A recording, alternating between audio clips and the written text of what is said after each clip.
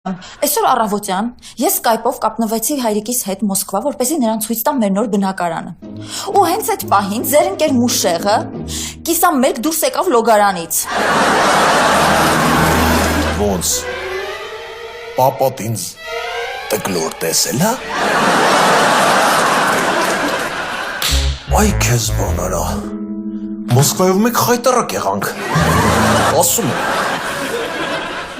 Ու հիմա Լիկայի հորեղբոր տղեն գալիս է այս տունը ստուգելու։ Ու դուք պատկերացրեք, եթե ձեզ ինքը այստեղ տեսնի։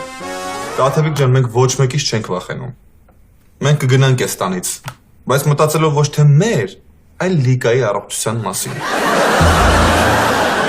Բայց մի պայմանով։ Դուք գիտեք իմ ընկերուհու մասին։ Ու գիտեք, որ ինքը շատ հաճախակի գալիս է այս տուն։ Նույնիսկ շատ պատահական։ Այդ ժամանակ խնդրում եմ արդեն դուք էլ մի փոքր իմ առողջության մասին մտածեք։ Լավ, համաձայնենք։ Հայդե, դուրս գալուց առաջ ձեր իրերը հավաքեք ու դրեք ձեր սենյակում ու դուռը փակեք։ Ես հրաչին կասեմ, որ մենք այդ սենյակը չենք օգտագործում։ Լավ։